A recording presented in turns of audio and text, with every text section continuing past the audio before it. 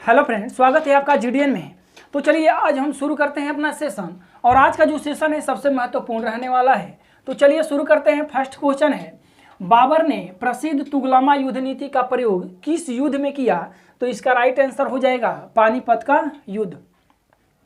अब बात करते हैं तुगलमा युद्ध नीति और तोपखाने का प्रयोग किस युद्ध में किया गया? पानीपत युद्ध में। ये तुगलमा युद्ध नीति जो था ना, वो बाबर के जितने सैनिक थे तो चारों तरफ से सैनिक क्या करते थे, वो दुश्मन को घेर लेते थे। तुगलमा युद्ध नीति में यही होता था।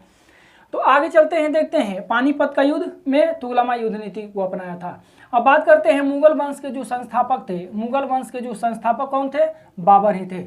और बाबर का जो जन्म हुआ था वो हुआ था 1483 ईस्वी में फरगाना में हुआ था। फरगाना में हुआ था इनका जन्म। ये भी क्वेश्चन पूछता है कि बाबर ने पहला अपना जो अभियान लाया था वो कहाँ लाया था? तो 1519 ईस्वी में यूसुफजाई जाति के विरुद्ध। ये कितनी बार एग्जाम में पूछा है कि जो बाबर है वो अपना पहला जो अभियान लाया था किसके प्रति लाया था, किसके ऊपर? तो यूसुफजाई जाति के विरुद्ध लाया था। कब लाया था? तो 1519 ईस्वी में लाया था। तो इतना इंपॉर्टेंट बन जाता है। अब देखिए पानीपत का जो युद्ध हुआ था वो इब्राहिम लोदी और किसके बीच हुआ था? बाबर के बीच हुआ था, जिसमें बाबर क्या हुआ? विजय हुआ। अब बात करते हैं, देखिए खानवा का युद्ध। खानवा का युद्ध हुआ था 1527 ईस्वी में, और किसके बीच हुआ? तो ये राणा संगा और बाबर के बीच हुआ, जिसमें बाबर क्या हुआ? विजयी रहा। ये चंदेरी का युद्ध जो हुआ था वो 1528 ईस्वी में हुआ था। ये किसके बीच हुआ था? तो मेदनी राय और बाबर के बीच हुआ। बाबर के बीच, जिसमें बाबर विजयी रहा। अब ऑप्शन है आपका घाघरा का युद्ध। तो घाघरा का युद्ध 1529 ईस्वी में हुआ। अफगानों और किसके बीच? बाबर के बीच, जिसमें बाबर विजयी रहा। इतना इम्पोर्टेंट बन जाता है। और जो बाबर के जो प्रसिद्ध निशाने जो बाज थे, उस निशानेबाज का नाम था उस्ताद अली, और एक था मुस्तफ़ा। तो ये दो निशानेबाज थे बाबर के। तो मोस्ट इंपॉर्टेंट आपका बन जाता है ये क्वेश्चन। तो देखिए चलते हैं अगला क्वेश्चन पे। अगला क्वेश्चन है, टीपू सुल्तान अंग्रेजों के साथ युद्ध में कब मारा गया? यानी कि टीपू सुल्तान। तो इसका राइट आंसर हो जाएगा 1799 ईस्वी में टीपू सुल्तान मारा गया। अब ये क्वेश्चन पूछता है कि मैसूर का शासक कौन था? तो मैसूर का शासक जो था वो हैदर अली था। कौन था? हैदर अली। और हैदर अली कब बनते हैं? तो 1761 ईस्वी में मैसूर का शासक बनते हैं, और हैदर अली की मृत्यु 1782 ईस्वी में हो जाती है। और इनका पुत्र जो था टीपू सुल्तान वो उत्तराधिकारी बनता है, मैसूर का शासक बनता है।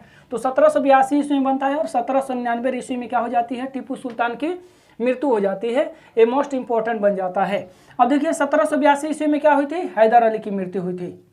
हैदर अली की मृत्यु हुई थी। 1764 ईस्वी में आपका बक्सर का युद्ध हुआ था। बक्सर का युद्ध हुआ था। और 1760 ईस्वी में वांडीवास का युद्ध हुआ था। किसका युद्ध हुआ था? वांडीवास। इतना महत्वपूर्ण बनता है। अब बात करते हैं, देखिए 4 आंग्ल मैसूर युद्ध हुआ था। वो मोस्ट इंपॉर्टेंट आपका एग्जाम में बन जाता है। 4 जो आंग्ल मैसूर युद्ध हुआ था वो देखिए पहला जो हुआ था 1767 से 1769 ईस्वी तक पहला आंग्ल मैसूर युद्ध हुआ। दूसरा जो हुआ 1780 से लेकर 84 तक। तीसरा आपका 1790 से 1792 तक। और जो चौथा आंग्ल मैसूर युद्ध हुआ वो 1799। और इसी चतुर्थ आंग्ल मैसूर युद्ध में टीपू सुल्तान की मृत्यु हो जाती है। और द्वितीय जो आंग्ल मैसूर युद्ध हुआ था 1780 से लेकर 84 में, उसमें हैदर अली की मृत्यु हो जाती है। तो क्वेश्चन पूछता है कि प्रथम आंग्ल मैसूर युद्ध कब हुआ? तो 1767 ईस्वी में। द्वितीय आंग्ल मैसूर युद्ध 1780, तृतीय 1790 से 92, और चतुर्थ जो आंग्ल मैसूर युद्ध हुआ था वो 1799 ईस्वी में हुआ था। ये मोस्ट इंपॉर्टेंट है। अगला क्वेश्चन देखते हैं। तो फलों के अध्ययन को क्या कहा जाता है? ये इंपॉर्टेंट है। फलों के अध्ययन को कितनी बार एग्जाम में पूछा है आपका? तो फलों के अध्ययन को कहा जाता है पोमोलॉजी, यानी कि पोमोलॉजी फलों के अध्ययन को कहा जाता है। ये भी जो है एंथोलॉजी पुष्पों के अध्ययन को क्या कहा जाता है? पुष्पों के अध्ययन को एंथोलॉजी कहा जाता है। माइकोलॉजी यानी कि शैवालों के अध्ययन को क्या कहा जाता है? फाइकोलॉजी। और माइकोलॉजी कवकों के अध्ययन को क्या कहा जाता है? माइकोलॉजी। ये मोस्ट इंपॉर्टेंट बन जाता है। और कुछ महत्वपूर्ण जो आपका है, तो महत्वपूर्ण में देखिएगा जैसे पिसिकल्चर किससे संबंधित है? पिसिकल्चर मत्स्य पालन से संबंधित है, हो गया। एपीकल्चर मधुमक्खी,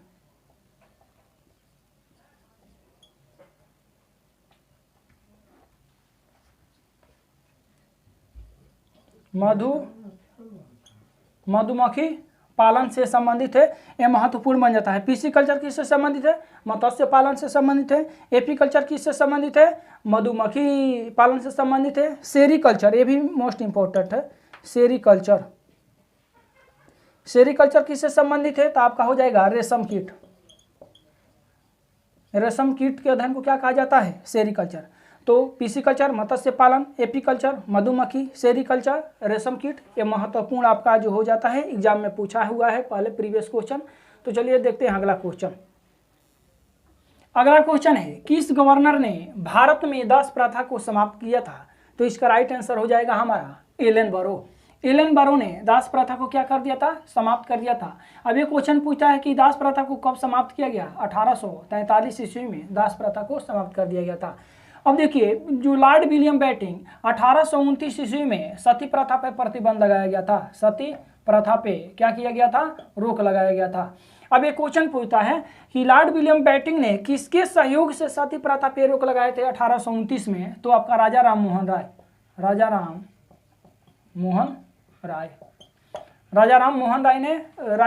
राय के सहयोग से लॉर्ड विलियम बेंटिंक ने 1829 ईस्वी में सती प्रथा पे क्या किए थे? रोक लगाए थे। अब देखिए, लॉर्ड कैनिंग जो है, तो इनके समय क्या हुआ था? 1856 ईस्वी में हिंदू विधवा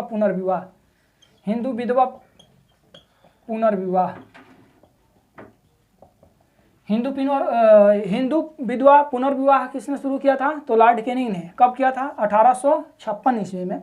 अब देखिए, इरविन के समय क्या हुआ था? तो इरविन के समय हुआ था शारदा एक्ट लागू किए थे। इरविन ने क्या किए थे? शारदा एक्ट लागू किए थे। और इस शारदा एक्ट के तहत क्या हुआ था कि लड़की का जो विवाह है वो 14 वर्ष और जो लड़का का विवाह है वो कितना वर्ष? 18 वर्ष होनी चाहिए। तो शारदा एक्ट के तहत तो इरविन ने ही शारदा एक्ट की शुरुआत की थी।